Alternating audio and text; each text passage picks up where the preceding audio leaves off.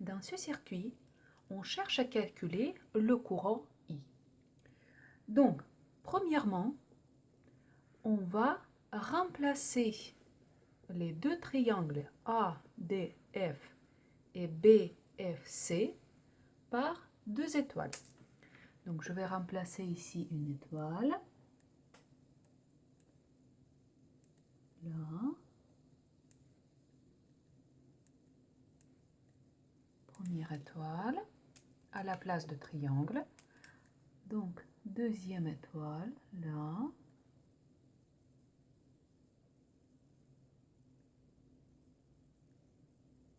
À la place de deuxième triangle.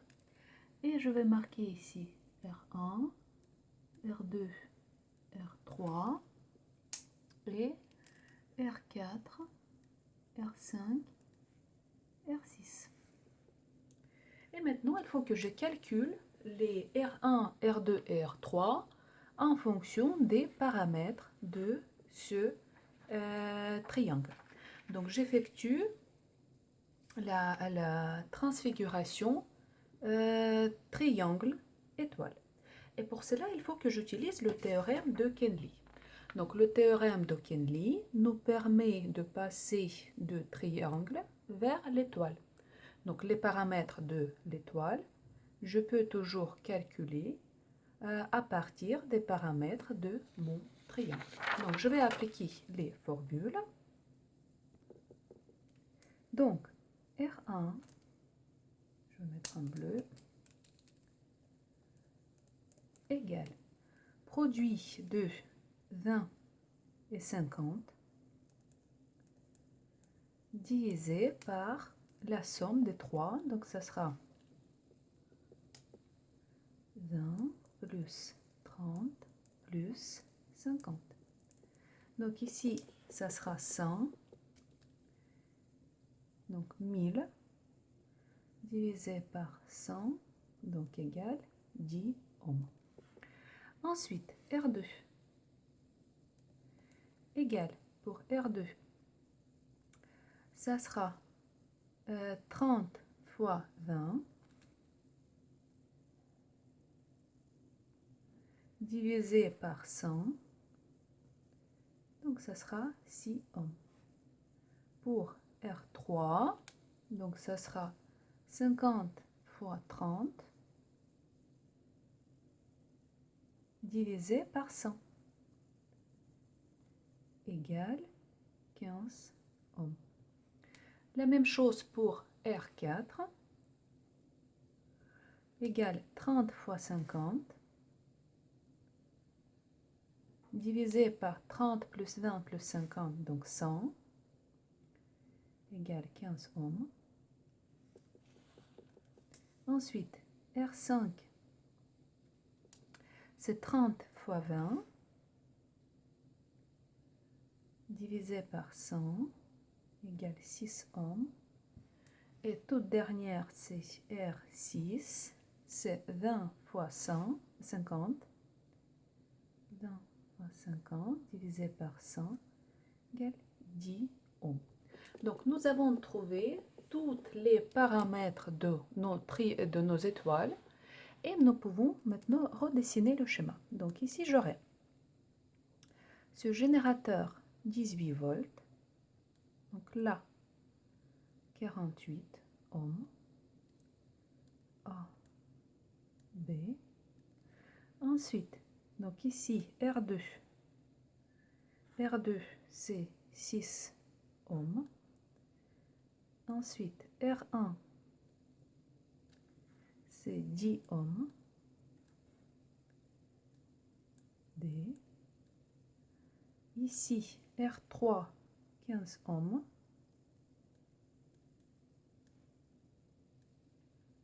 F. Là, R5. R5, c'est 6 ohms. Ensuite, R4.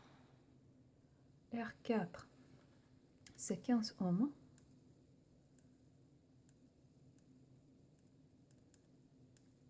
Et il me reste R6. R6, c'est 10 ohms. Là, 10 ohms. C. Et il nous reste un générateur de courant qui est là. Très bien. Donc 0,3 ampères. Donc comme on peut le voir, c'est que maintenant le point F, ce n'est plus un nœud parce qu'elle relie seulement deux fils.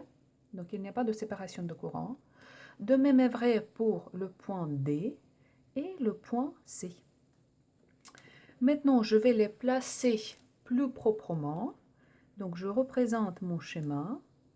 Donc ici, ça sera 18 volts, 48 ohms. Ici, 6 ohms, 6 ohms. Là, cette branche-là, les deux résistances, 15 ohms, 15 ohms. Et ensuite, ici, nous avons 10 ohms. Là, donc le point D, 10 ohms, C, et en générateur de courant, dont I, on connaît là. Très bien. Donc, on analyse. Cette branche-là contient deux résistances parcourues par le même courant. Donc, nous pouvons remplacer ces deux résistances par une résistance équivalente, 30 ohms. Donc, je vais redessiner le schéma à nouveau. 18 volts, 48 ohms. Donc, j'ai 6 ohms,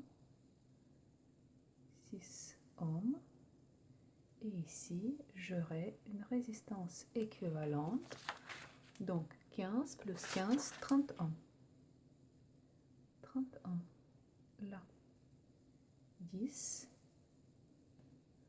En générateur de courant. Et encore 10. Alors, je continue. Je prends maintenant cette branche-là. Dans cette branche, le courant 0,3 qui circule dans cette branche-là, défini par le générateur de courant, circule à travers de cette résistance-là et cette résistance-là. C'est-à-dire que les deux résistances, même s'ils sont espacées l'une par rapport à l'autre, parce qu'il y a un générateur entre les deux, ces deux résistances sont parcourues par le même courant, donc ces deux résistances sont en série. Donc dès que c'est le même courant, c'est en série. Donc je vais redessiner. Donc ici on aura 48, 6,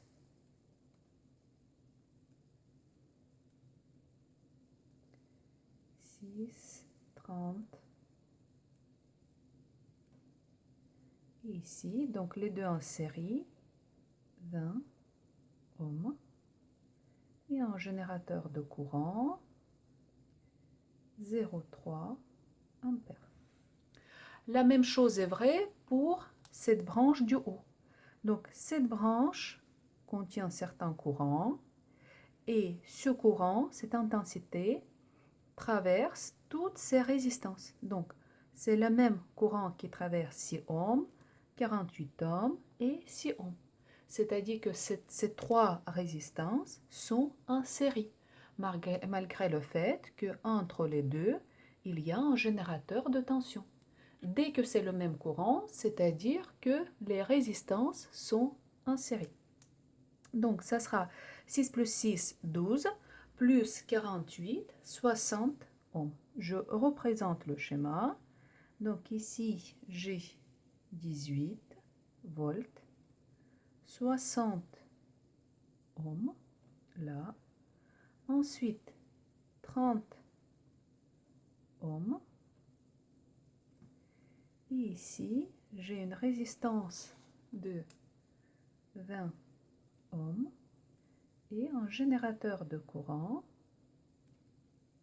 qui me donne 0,3 ampères. Alors, j'oublie pas ce que je cherche. Je cherche le courant qui traverse ce générateur 18 volts. Je cherche ce courant-là. Donc, j'ai fait toutes les simplifications possibles. Là, j'ai un générateur de courant qui n'est pas malheureusement, je ne peux pas malheureusement appliquer l'équivalence Norton-Thevenin. Pourquoi? Parce que pour effectuer cette équivalence, je dois avoir en parallèle une résistance en parallèle, tandis que j'ai une résistance en série. Donc, je suis obligée à passer par les lois de Kirchhoff. Donc, je vais appeler donc ce nœud, par exemple, un nœud O. Je vais noter donc le courant ici dans cette branche, je connais.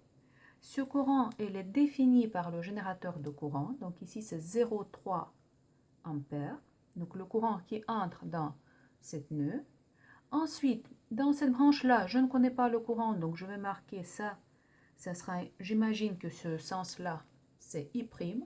Donc, le sens de courant dans les branches où je ne connais pas l'intensité de courant, je mets arbitrairement. Ensuite, une fois c'est fait, donc dans chaque branche, j'ai le courant, j'ai défini le courant. Je continue avec les flèches de tension. Pour chaque résistance, les flèches de tension contre les flèches de courant. Donc là, là, ici le courant sort, donc la flèche de tension, elle est comme ça. Ensuite, c'est fait. Je n'oublie pas que je ne touche pas la flèche de tension sur le générateur de courant. Par contre, la flèche de tension sur le générateur de tension.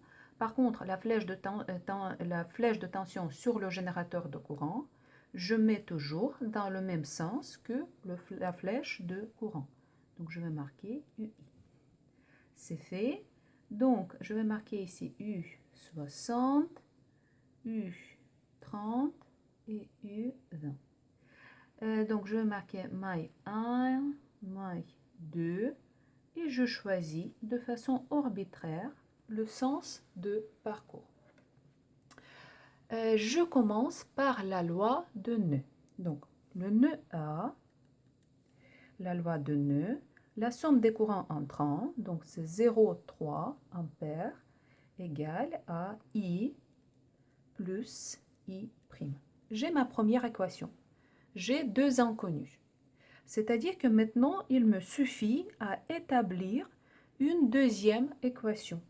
Je vais prendre par exemple la maille 1 et je vais établir la loi de maille. Donc, dans ce sens-là, donc je fais tourner dans ce sens-là U30 positive, moins 18 volts, moins U60, égale à 0. Donc, je fais tourner dans ce sens-là. Dans ce sens. Donc, quand je tourne dans ce sens-là, U30 positive, U18 négative, U60 négative. J'applique la loi d'Ohm. Donc, 30 fois I', 30 ohms fois le courant qui traverse 30 ohms, moins 18, moins donc 60 fois I. 60 fois I égale à 0. Donc, j'ai le système de deux équations, deux inconnues. 0,3 égale I plus I', 30 I' moins 60 I moins 18 égale à 0. Donc, je cherche I. Pour cela, à partir de la première équation, je vais exprimer I' en fonction de I. Donc, 0,3 moins I. Et je vais l'injecter dans la deuxième équation. Donc, ça sera 30 fois I', donc 0,3 moins I, moins 60 I, moins 18 égale à 0. Donc, 30 fois 0,3, ça fait 9, moins 30 I, moins 60 I, moins 18 égale à 0. Donc, ici, j'ai moins 90 I, moins 9 égale à 0. Donc, I égale moins 9 90e égale moins 0,1 ampère. Alors, j'ai trouvé le courant, moins 0,1 ampère. Qu'est-ce que ça veut dire? C'est que ça veut dire qu'en réalité, pourquoi c'est négatif? En réalité, le courant a le sens opposé au sens de courant choisi sur le schéma. Donc, en réalité, le courant passe de B vers A.